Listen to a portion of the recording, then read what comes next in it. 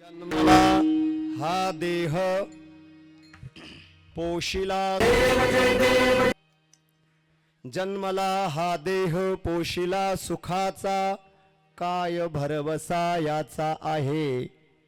एकलेची यावे एकलेची जावे हेची अनुभवावे आपणची. कोण हे अवघे सुखाचे सांगाती कोण हे अवघे सुखाचे सांगाती.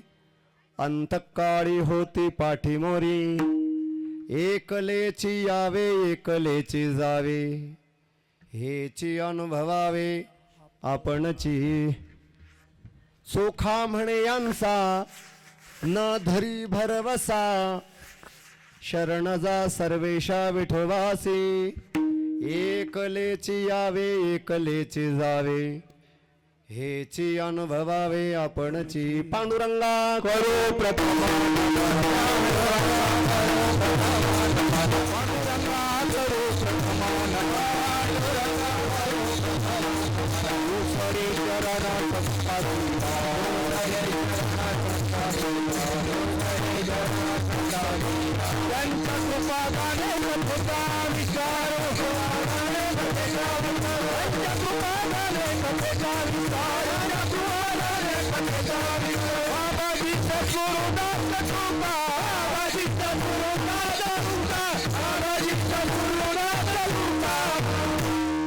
काय माझी वाणी मानेल संतांसी रंजाऊ चित्तासे आपुलिया.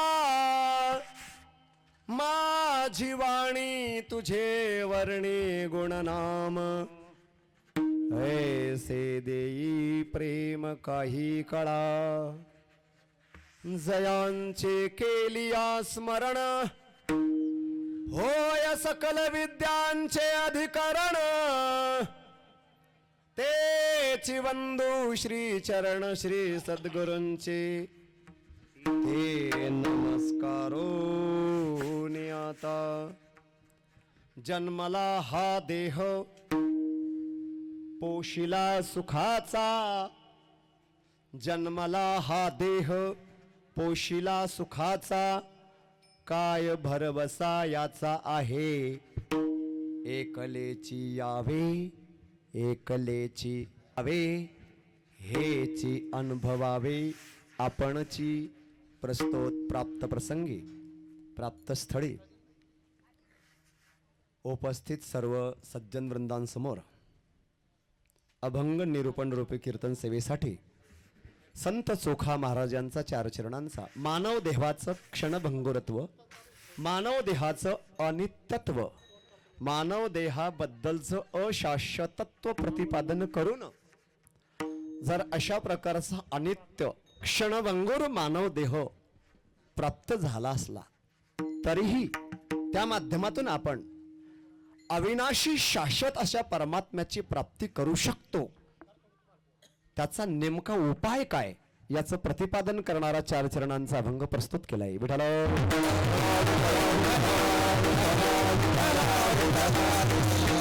कीर्तन सेवेचं निमित्त काय आहे याची जवळजवळ सर्वांना कल्पना आहेच. आपल्या सर्वांचे सुपरिचित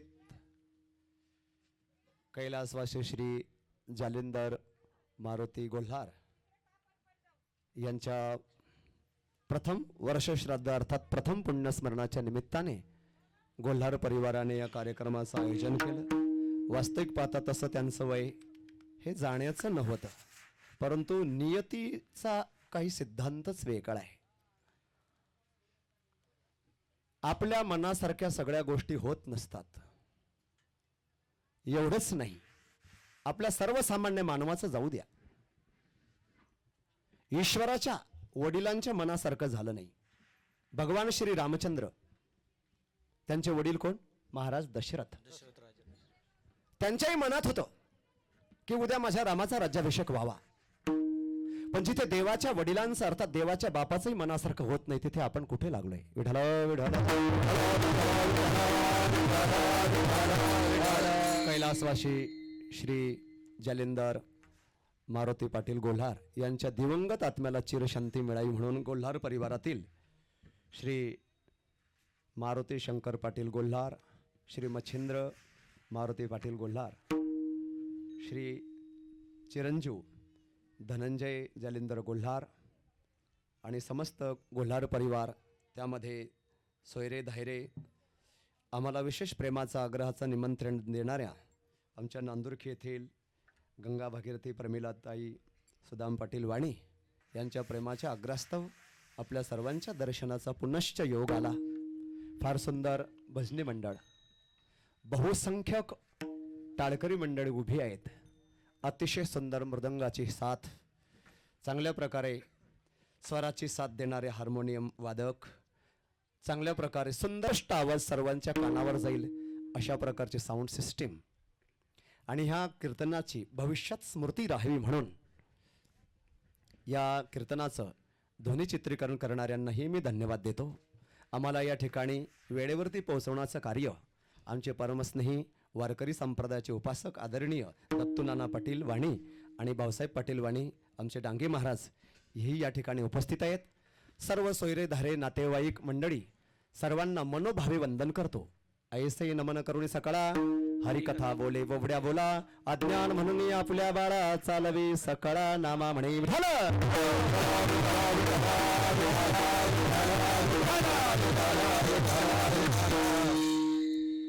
ह्या मृत्यू लोकाचा असा नियम आहे, लोकच मृत्यू लोक असं त्याचं नाव आहे.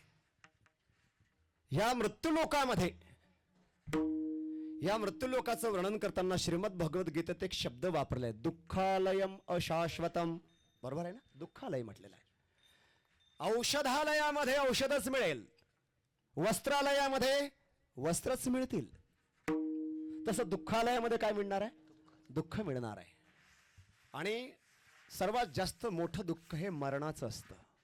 या मृत्यूलोकाचा नियम पुन्हा दुसरा, या मृत्यूलोकात जो जन्माला आला, या धर्तीवरती या लोकामध्ये जरी अवतार घेऊन आला असेल तरी देखील त्याला एक दिवस मृत्यूलोक सोडावाच लागतो. येथे गुरु नाही आले अवतार, येथे गुरु नाही आले अवतार, येरतो पामर जीवकी, ओ येरतो पामर जीवकी.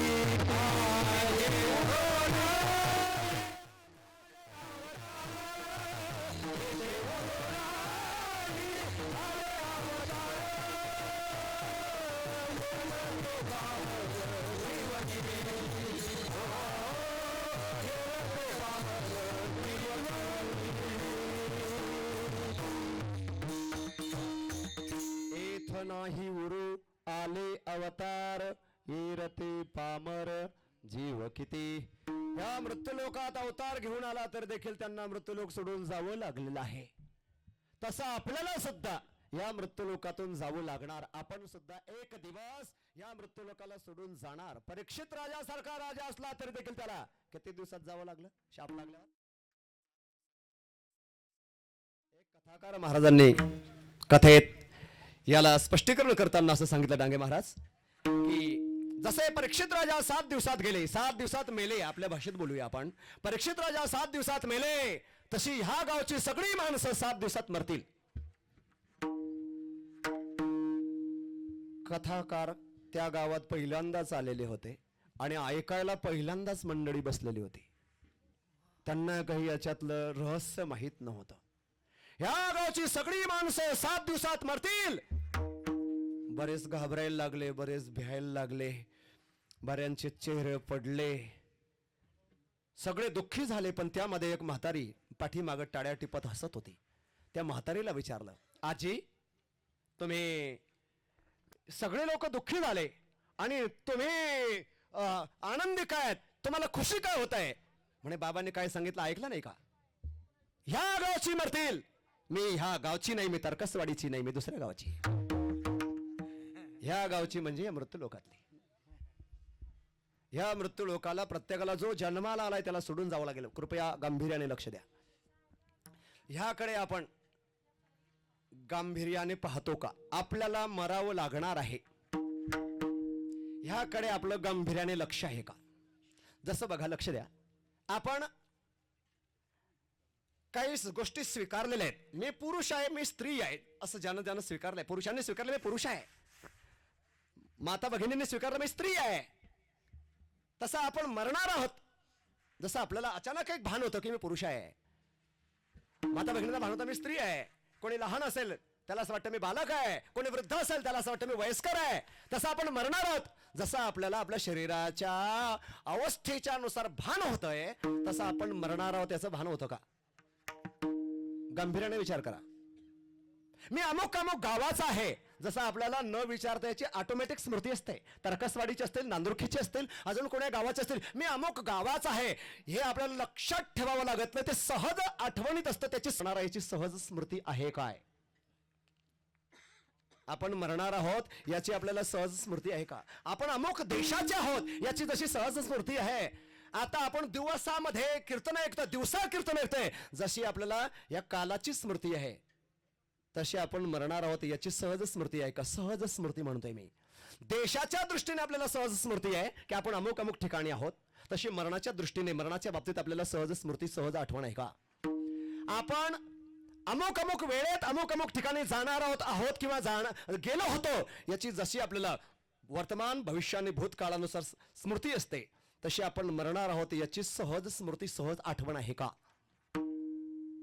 मी आजारी आहे की निरोगी आहे याची जशी आपल्याला सहज स्मृती आहे, तसं एक दिवस मला मरावं लागणार आहे याची आपल्याला प्रामाणिकपणे स्मृती आहे का?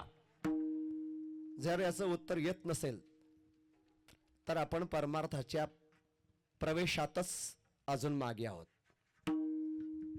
कारण श्रीमद भगवद्गीतेमध्ये अर्जुनाला जेव्हा दुसऱ्या अध्यायात सांगायला सुरुवात केली भगवंतांनी, तेव्हा सांगायला सुरुवात केली तेव्हा शब्द आहेत, देही नित्यमवध्योयम देहे सर्वस्य भारत तस्मात् सर्वाणि भूतानि न त्वं शोचितुमर्हसि.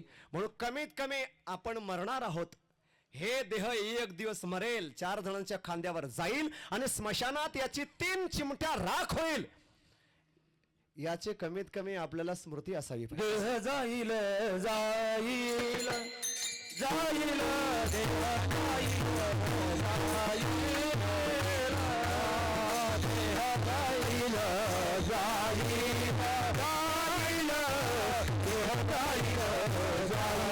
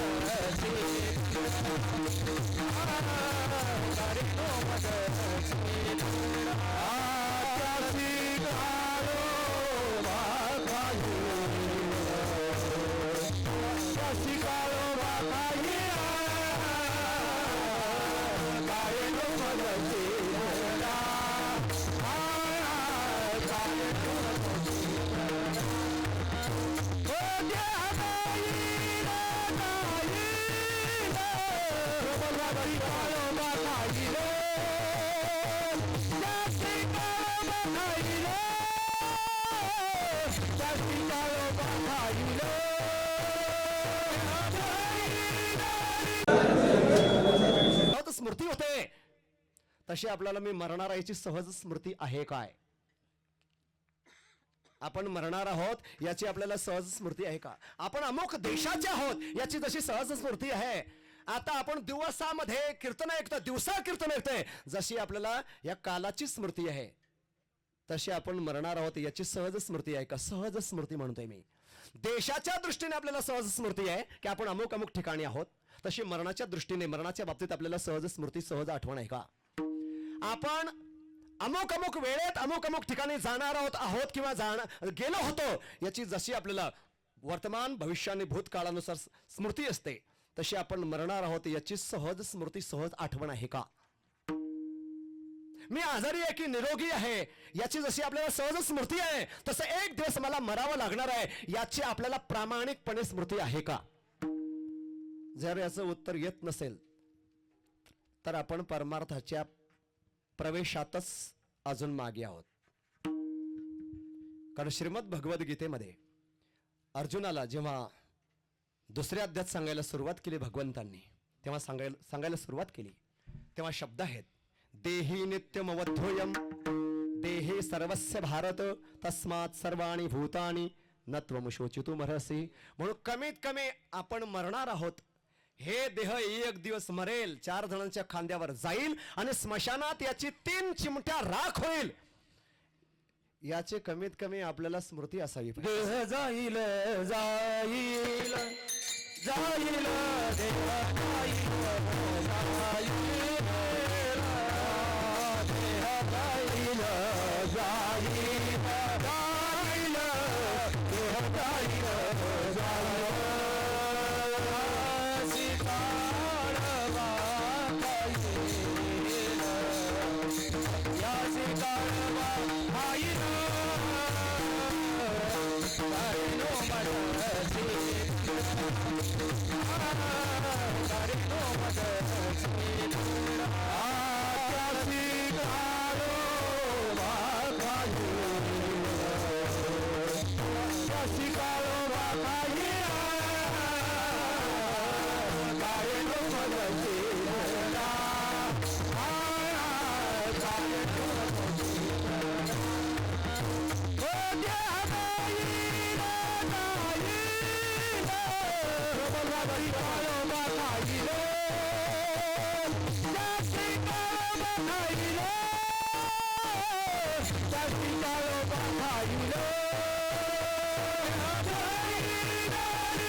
तशी आपल्याला मी मरणार याची सहज स्मृती आहे काय?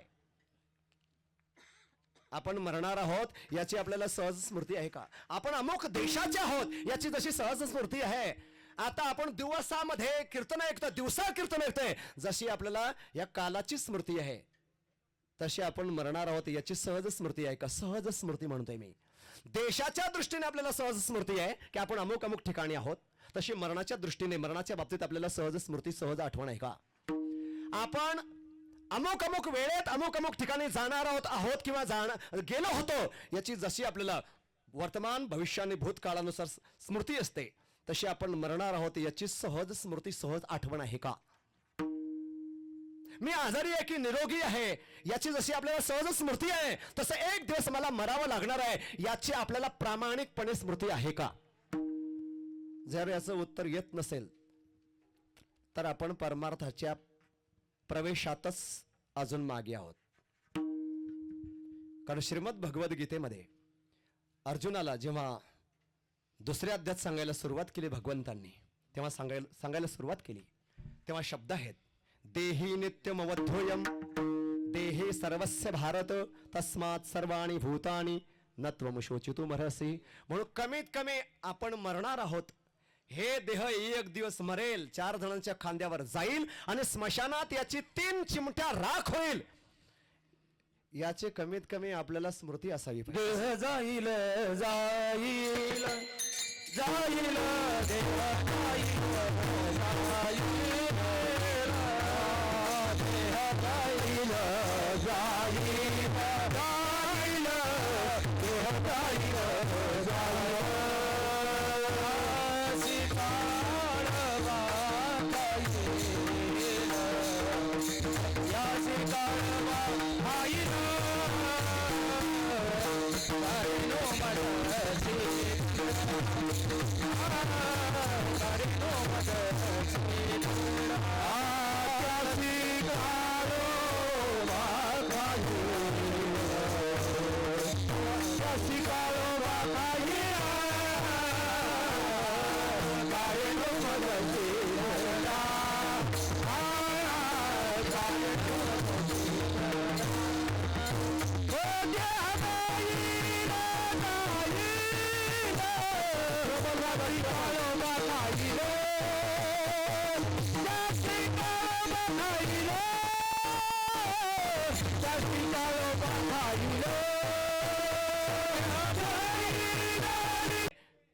तशी आपल्याला मी मरणार याची सहज स्मृती आहे काय? आपण मरणार आहोत याची आपल्याला सहज स्मृती आहे का? आपण अमुक देशाचे आहोत याची जशी सहज स्मृती आहे. आता आपण दिवसामध्ये कीर्तन ऐकतो, दिवसा कीर्तन ऐकतोय, जशी आपल्याला या कालाची स्मृती आहे तशी आपण मरणार आहोत याची सहज स्मृती आहे का? सहज स्मृती म्हणतोय मी. देशाच्या दृष्टीने आपल्याला सहज स्मृती आहे की आपण अमुक अमुक ठिकाणी आहोत, तशी मरणाच्या दृष्टीने मरणाच्या बाबतीत आपल्याला सहज स्मृती सहज आठवण आहे का? आपण अमुक अमुक वेळेत अमुक अमुक ठिकाणी जाणार आहोत किंवा गेलो होतो याची जशी आपल्याला वर्तमान भविष्य आणि भूतकाळानुसार स्मृती असते, तशी आपण मरणार आहोत याची सहज स्मृती सहज आठवण आहे का? मी आजारी आहे की निरोगी आहे याची जशी आपल्याला सहज स्मृती आहे, तसं एक दिवस मला मरावं लागणार आहे याची आपल्याला प्रामाणिकपणे स्मृती आहे का? जर याचं उत्तर येत नसेल तर आपण परमार्थाच्या प्रवेशातच अजून मागे आहोत. कारण श्रीमद भगवद्गीतेमध्ये अर्जुनाला जेव्हा दुसऱ्या अध्यायात सांगायला सुरुवात केली भगवंतांनी, तेव्हा सांगायला सुरुवात केली तेव्हा शब्द आहेत, देही नित्यमवध्योयम देहे सर्वस्य भारत तस्मात् सर्वाणि भूतानि न त्वं शोचितुमर्हसि. म्हणून कमीत कमी आपण मरणार आहोत. हे देह एक दिवस मरेल, 4 जणांच्या खांद्यावर जाईल आणि स्मशानात याची 3 चिमट्या राख होईल.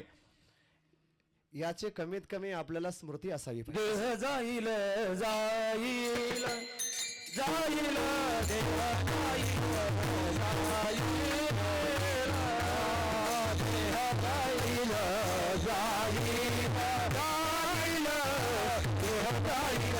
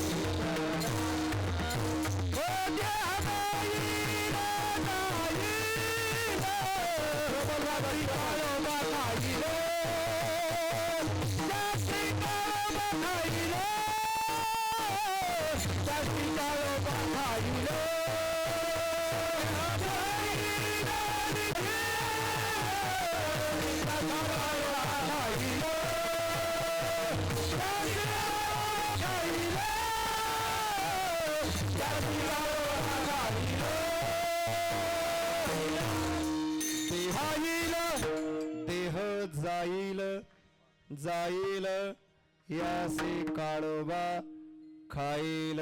जाईल जाईल निश्चित जाईल, जरूर जाईल. हे देह आपण ज्याला मी म्हणतोय एक दिवस हे जाणार, निश्चित जाणार. याची आपल्याला स्मृती असणं, आठवण असणं अत्यंत आवश्यक आहे.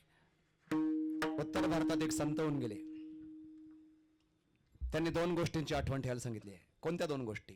दो बातन को भूल मत जो चाहत कल्याण, दो बातन को भूल मत तू जो श्री भगवान सियावर रामचंद्र महादेव की पवन सुत हनुमान की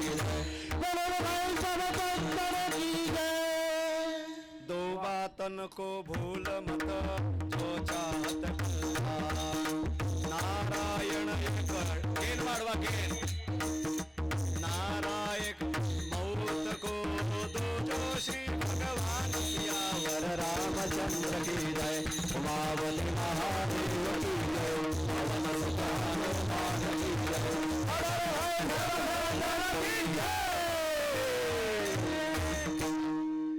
दो बातन को भूल मत जो चाहत कल्याण, नारायण एक मौत को दो जो श्री भगवान.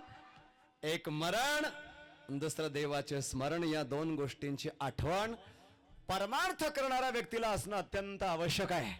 आणि आपण देठवण करत असतो, या मढ्याची एक दिवस मरणार आहे याची आपल्याला आठवण नाहीये. आणि तिथे नेमका आपण अडकलेलो आहोत. आणि त्याच्यातून बाहेर निघण्यासाठी संत आपल्याला वेळोवेळी सावध करत असतात, उपदेश करत असतात. चोखा महाराजांनी पाहिलं, अरे अरे अरे अरे यांनी भरोसा देवाचा करायला पाहिजे होता, पण भरोसा देहाचा केला. लक्ष दे नाही काय काय काय भरोसा कोणाचा करायला पाहिजे होता? देवाचा भरोसा करायला पाहिजे, पण भरोसा कोणाचा केला? देहाचा केला. देव जन्मलेला नाही, देह जन्मलेला आहे. आणि नियम आहे, उपजे ते नाशे, नाशे ते पुनरपी हे दिसे घटिका यंत्र दैसे परिभ्रमेगा. देवाचा भरोसा करायला पाहिजे, देहाचा करायला नको. कारण देवाचा जन्म झालेला नाही, देहाचा जन्म झालेला आहे. ज्याचा जन्म होतो त्याचा मृत्यू होतो. पण चोखा महाराजांनी पहिला अरे रे जातायच सुखाच्या अपेक्षेनं, पण रस्ता धरलाय दुःखाचा. दुःखाच्या दरीत कोसळतील. म्हणून चोखा महाराजांनी वेळेस सावध करण्यासाठी सांगितलं. भल्या माणसांनो, अरे या जन्मलेल्या देहाचा भरोसा काय आहे? अभंगाच्या पहिल्या चरणात जन्मला हा देह पोशिला तुझा, जन्मला हा देह पोशिला तुझा, जन्मला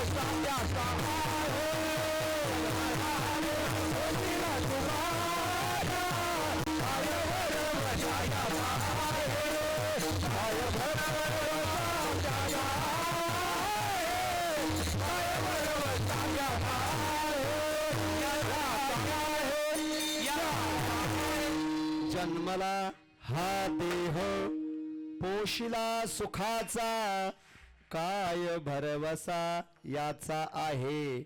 एकलेची यावे एकलेची जावे, हेची अनुभवावे आपणची. जन्मला हा देह, देहात स्वर चालू ठेवा पूर्ण. तुम्ही नाही तर ते मोबाईलचा स्वर कंटिन्यू चालू ठेवा, बंद करायला नको होता. जन्मला हा देह पोशिला सुखाचा, देह जन्माला आला त्याचा आपण सुखाने सुखी होण्याकरिता वेगवेगळ्या पदार्थांच्या द्वारा आपण आणि सुखी करण्याचा, सुखी होण्याचा प्रयत्न केला. एवढं करू नये. शेवटी काय भरोसा याचा आहे, याचा कोणत्याही प्रकारचा भरोसा नाही. लक्ष द्या. आता इथे पहिला शब्द आहे जन्मला, देहाचा जन्म झाला. पुन्हा एक विशेषण वापरलाय, जन्मला हा देह. डांगे महाराज, ज्याला इदम निर्देश केला जातो तो पदार्थ आपलं स्वरूप नसतं. थोडासा तात्विक विषय आहे हा. ज्या पदार्थाला हा शब्द, हे सर्वनाम वापरलं जातं, हे सर्वनाम आहे. आणि सर्वनामामध्ये हे दर्शक सर्वनाम आहे, आणि दर्शक सर्वनामामध्ये निकटदर्शक सर्वनाम आहे.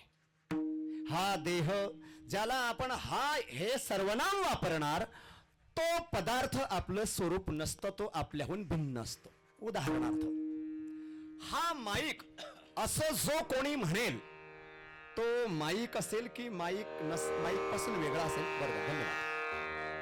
हा माईक, बरोबर बोलला तुम्ही, तुमच्या तुमच्याकडे माझं लक्ष नसताना तुमचं माझ्या बोलण्यावर लक्ष आहे, हे याबद्दल सर्वांचं तुमच्यावर लक्ष आहे. हा माईक असं जो कोणी म्हणेल तो माईक स्वरूप नसून माईक पासून वेगळा असेल. बरोबर. हा मंडप असं जो कोणी म्हणेल तो मंडप नसून मंडपापासून वेगळा असेल. लक्षात येत आहे. हा मृदंग असं जो म्हणेल तो मृदंग नाही, मृदंगापासून काय वेगळा आहे. लक्षात आलं ना. चला आता थोडं मी जवळ येतो. हा हात असं जर आपण म्हणतोय, जसं हा मृदंग म्हणजे मृदंग वेगळा आणि मृदंग माई वेगळा आहे, तसा हात वेगळा आहे. जसा खांब वेगळा आहे तसा हात वेगळा आहे. लक्षात आलं. हा देह जसा मृदंग माईक खांब मंडप उदाहरणार्थात हे वेगळे आहेत, तसा हा देह आपल्यापासून वेगळा आहे. हे स्वरूप नाही. स्वरूपाल जे स्वरूप नसतं त्याला स्वरूप समजणं हेच अज्ञान असतं. लक्ष देऊन ऐका. कीर्तन हे टाइमपास मनोरंजनासाठी संतांनी प्रारंभ केलेलं नाहीये. कीर्तनाच्या माध्यमातून नाचो कीर्तनाचे रंगी ज्ञानदीप लावू जगी, ब्रह्मीभूत काया होतसे कीर्तनी भाग्यतरी ऋणी देवयसा. जसा मृदंग खांब मंडप वगैरे वगैरे पदार्थ आपल्यापासून भिन्न आहेत, आपलं ते स्वरूप नाही, आपल्यापासून वेगळे आहेत, तसा शरीर हे देह सुद्धा आपलं स्वरूप नसून आपलं आहे. तू कोण ऐसा करावा विचार, आहे तू कोण ऐसा करावा विचार, आहे तू कोण ऐसा करावा विचार, आहे तू कोण ऐसा करावा विचार, आहे ज्ञानेश्वर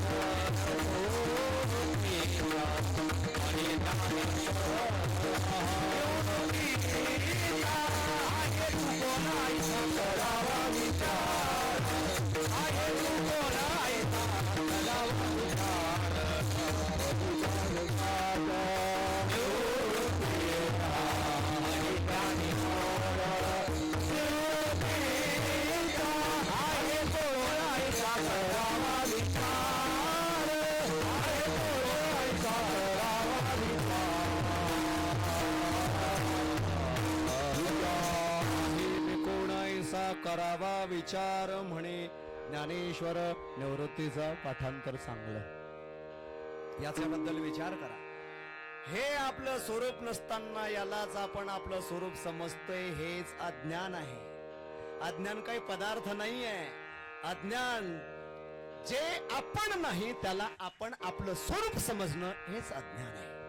आणि याला मिटवण्यासाठीच संत साहित्य, वेदशास्त्र, पुराण इत्यादी आहेत. म्हणून हे कडू औषधी आहे. औषधाची कडवटपणी जशी अमृताची असे पुरवणी, तसं हे शरीर आपलं स्वरूप नाही. हे देवाच्या प्राप्तीचं साधन आहे, स्वरूप नाही. लक्ष देऊ नये. काय हे साधन आहे. साधन आयुष्याच्या साधने सच्चिदानंद पदविगणे साधन आहे.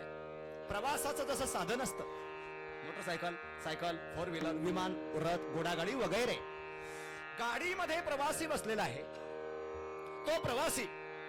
तसा हात वेगळा आहे. जसा मंडप वेगळा आहे तसा हात वेगळा आहे. जसा माई वेगळा आहे तसा हात वेगळा आहे. जसा खांब वेगळा आहे तसा हात वेगळा आहे. लक्षात आलं. हा देह जसा मृदंग माईक खांब मंडप उदाहरणार्थात हे वेगळे आहेत, तसा हा देह आपल्यापासून वेगळा आहे. हे स्वरूप नाही. स्वरूपाल जे स्वरूप नसतं त्याला स्वरूप समजणं हेच अज्ञान असतं. लक्ष देऊन ऐका. कीर्तन हे टाइमपास मनोरंजनासाठी संतांनी प्रारंभ केलेलं नाहीये. कीर्तनाच्या माध्यमातून नाचो कीर्तनाचे रंगी ज्ञानदीप लावू जगी, ब्रह्मीभूत काया होतसे कीर्तनी भाग्यतरी ऋणी देवयसा. जसा मृदंग खांब मंडप वगैरे वगैरे पदार्थ आपल्यापासून भिन्न आहेत, आपलं ते स्वरूप नाही, आपल्यापासून वेगळे आहेत, तसा शरीर हे देह सुद्धा आपलं स्वरूप नसून आपलं आहे. तू कोण ऐसा करावा विचार, आहे तू कोण ऐसा करावा विचार, आहे तू कोण ऐसा करावा विचार, आहे तू कोण ऐसा करावा विचार, आहे ज्ञानेश्वर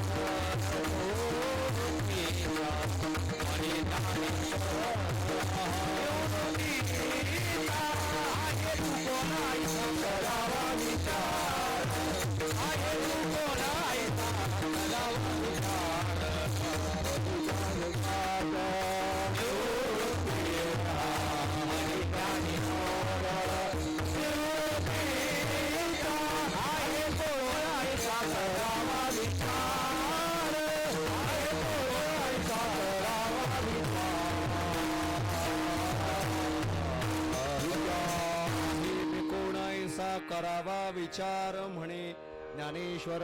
निवृत्तीचा पाठांतर चांगलं, याच्याबद्दल विचार करा. हे आपलं स्वरूप नसताना यालाच आपण आपलं स्वरूप समजतोय, हेच अज्ञान आहे. अज्ञान काही पदार्थ नाही आहे. अज्ञान जे आपण नाही त्याला आपण आपलं स्वरूप समजणं हेच अज्ञान आहे. आणि याला मिटवण्यासाठीच संत साहित्य, वेदशास्त्र, पुराण इत्यादी आहेत. म्हणून हे कडू औषधी आहे. औषधाची कडवटपणी जशी अमृताची असे पुरवणी, तसं हे शरीर आपलं स्वरूप नाही. हे देवाच्या प्राप्तीचं साधन आहे, स्वरूप नाही. लक्ष देऊ नये का पुन्हा? काय हे साधन आहे. साधन आयुष्याच्या साधने सच्चिदानंद पदवी घेणे साधन आहे. प्रवासाचं जसं साधन असतं, मोटरसायकल, सायकल, फोर व्हीलर, विमान, रथ, घोडागाडी वगैरे. गाडीमध्ये प्रवासी बसलेला आहे. तो प्रवासी गाडी स्वरूप असतो की गाडीपासून वेगळा असतो? उत्तर द्या. गाडीपासून वेगळा असतो. बरोबर बरोबर, उत्तर दिलं, धन्यवाद. गाडीत बसलेला जर म्हणेल की मी गाडीच आहे, तर त्याला तुम्ही शहाणा म्हणणार का बावडत? बावडच म्हणणार. तसं देह हे साधन आहे. जसे four wheeler, two wheeler, helicopter साधन आहेत, तसं हे मढ साधन आहे. जसं त्याच्यात डिझेल, पेट्रोल, बॅटरी आहे तोपर्यंत ते चालणार आहे, तसं याच्यात जोपर्यंत आयुष्य आहे, शक्ती आहे, तोपर्यंत चालणार आहे. चाले शरीर कोणाची आपते, चाले शरीर कोणाची आपते,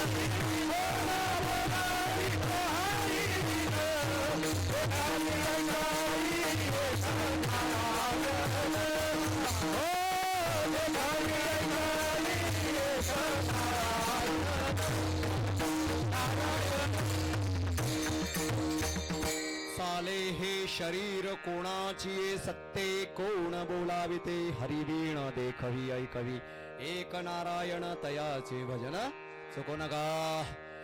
गाडीत बसलेला गाडीपासून वेगळा आहे. गाडीत जोपर्यंत इंधन वगैरे आहे तोपर्यंत गाडी चालणार.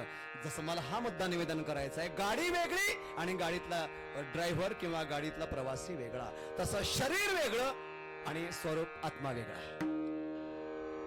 कमीत कमी हे ज्येष्ठ नागरिकांनी तरी लक्षात घेतलं पाहिजे. बाकीचे जाऊ द्या, तारुण्याच्या होडीमध्ये होरपडतायत ते, आणि सरते शेवटी ह्या मुद्द्यावर यावंच लागणार. नाना, आज ना उद्या, ह्या जन्मात म्हणा का कोणत्या तरी केव्हा कोणत्याही तरी जन्मात ह्या मुद्द्याला ऍक्सेप्ट करावंच लागणार. सत्य स्वीकारल्याशिवाय जन्म मरणाचा आणि दुःखाचा फेरा चुकणार नाही. हे सत्य स्वीकारावंच लागेल एकदा. आता स्वीकारलं तर फारच चांगली गोष्ट आहे. आता नाही स्वीकारणार तर कधीतरी स्वीकारावंच लागणार नाही. म्हणून कमीत कमी ज्येष्ठ नागरिकांनी तरी एवढं स्वीकारलं पाहिजे, हे म्हण आपलं स्वरूप नसून आपण याच्यापासून वेगळे आहेत. लक्षात येत आहे का? हे जे दिसतंय ना, हे आपलं स्वरूप नाहीये. जे दिसत नाही तो आत्मा, तो परमात्मा, त्याचे आपण अंश आहोत. आणि नेमकं याच्याकडे दुर्लक्ष, डोळसपणे दुर्लक्ष चाललेलं आहे. याची मला फार मोठी खंत आहे की ज्याकडे लक्ष द्यायला पाहिजे त्याकडे लक्ष न देता अवांतर गोष्टींकडे मनुष्य जन्म फुकट वाया घालवला जात आहे. ही फार मोठी खेदाची बाब आहे.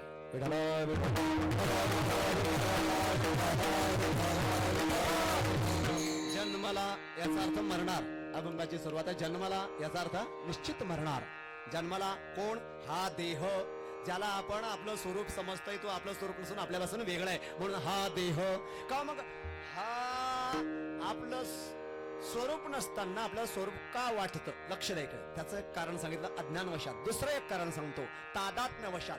तादात्म्य झालं की तादात्म्यामुळे नसलेली वस्तू असलेली भासते.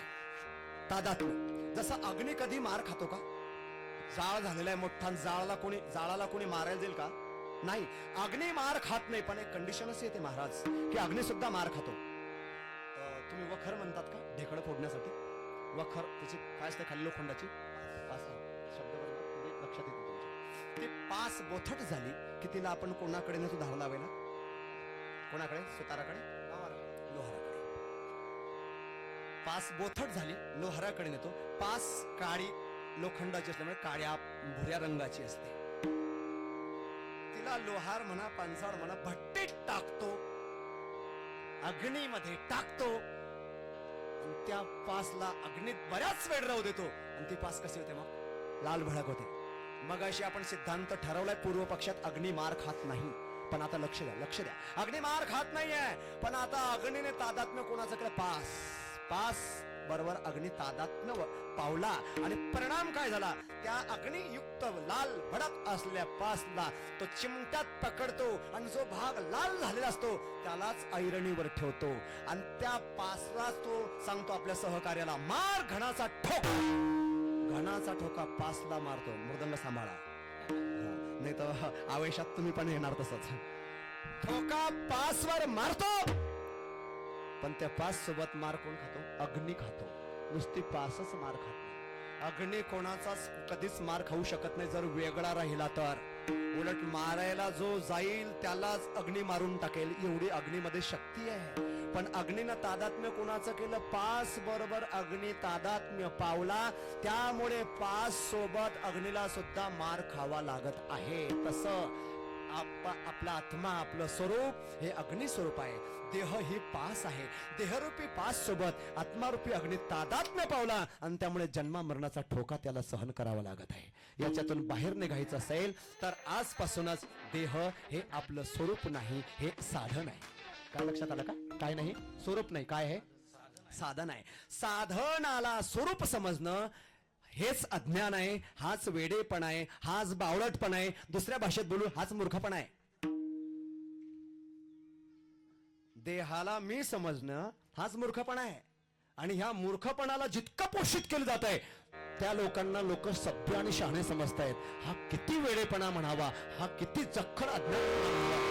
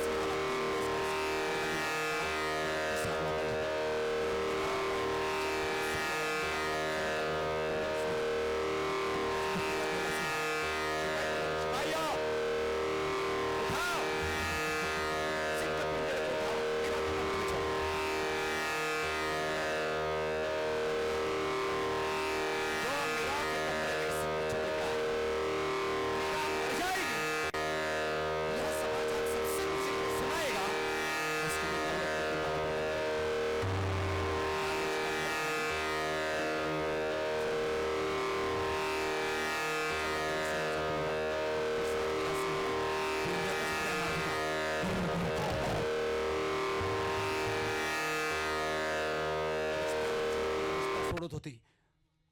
इतका तो पिसाळलेला होता आणि इतका पिंजऱ्यातून आक्रोश करत होता. Discover the joy of investing. दरवाजा समोर जसा Open your free Demat account with Angel One. उंदरांचा पिंजरा पाहिला असेल तुम्ही, सिंहाचा तर पाहिला नसेल, पण जसा दरवाजा असतो त्याला उघडायचा, तसं त्या सिंहाचा पिंजऱ्याचा दरवाजा आणि मीराबाईचा खोलीचा दरवाजा एक केला त्यांनी. कोणी? यशिपायांनी. त्याला योगायोग असत होता नाना. मीराबाई गिरधर गोपाळ कृष्ण भगवंताची आरती करत होत्या. आरती कुंज बिहारी की आरती करण्यासाठी त्यावेळेला त्यांनी पिंजरा सिंहाचा उघडला.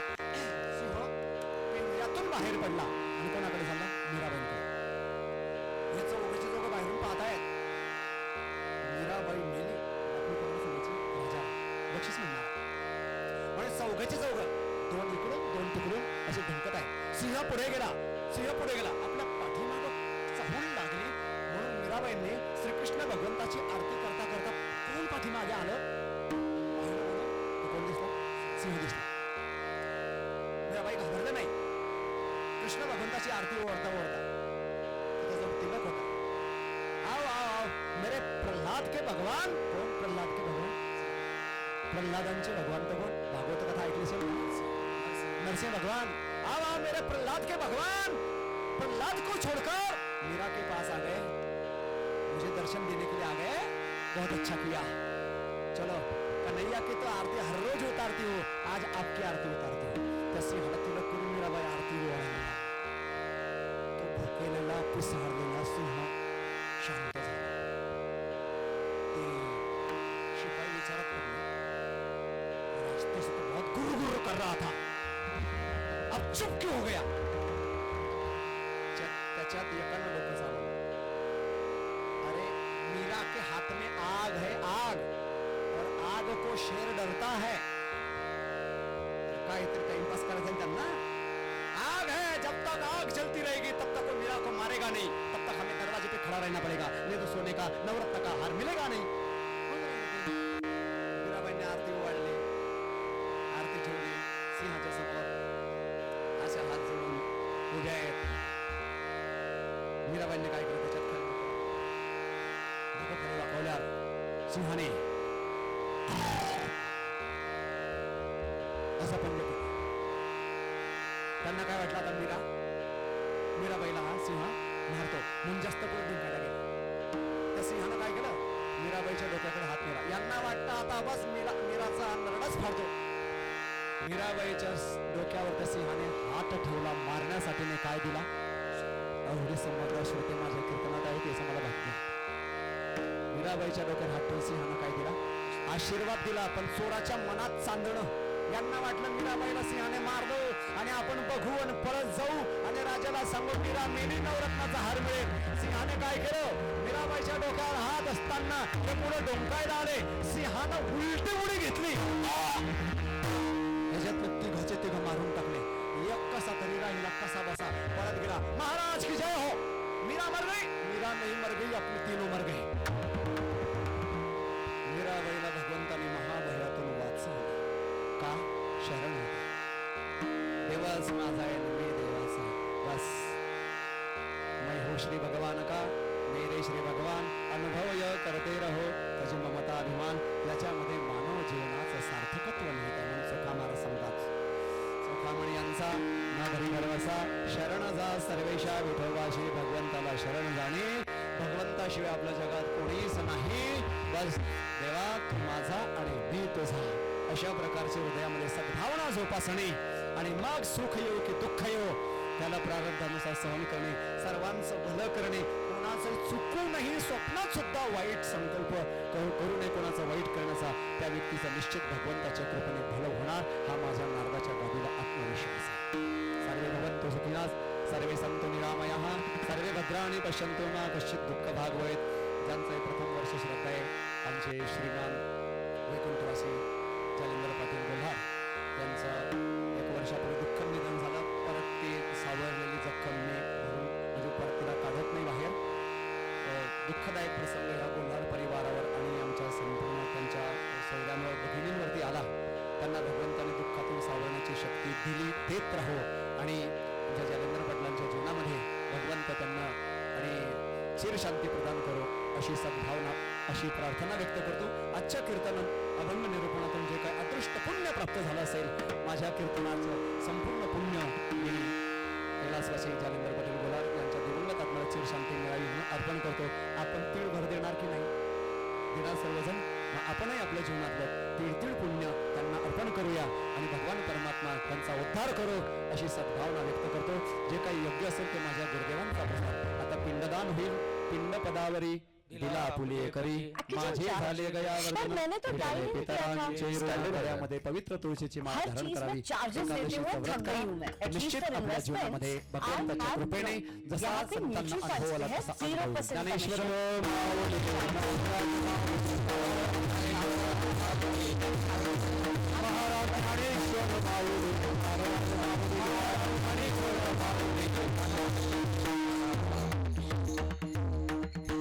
बहुसंख्यक समाज. आता बंद करून देतो ते.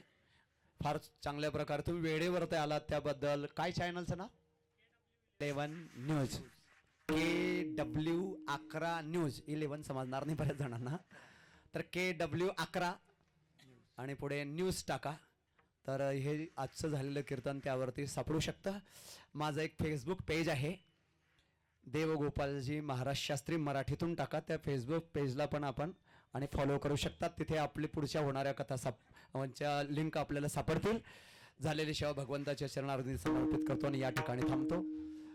2 मिनिटं आपण कैलासवासी जालिंदर पाटील गोलार यांच्या दिवंगत आत्म्याला चिर शांती मिळावी म्हणून भगवंताला प्रार्थना करूया.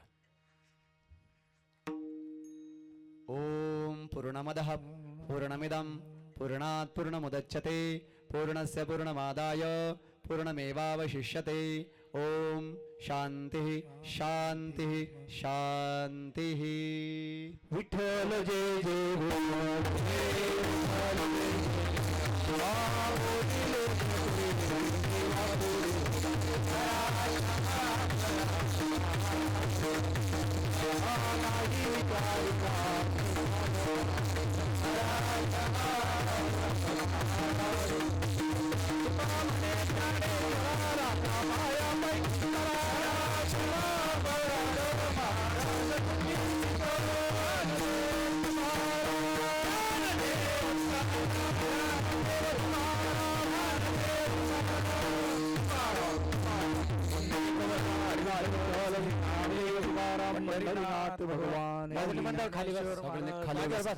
खाली बसून घ्या. 1-2 मिनिटच मी सूचना देतो.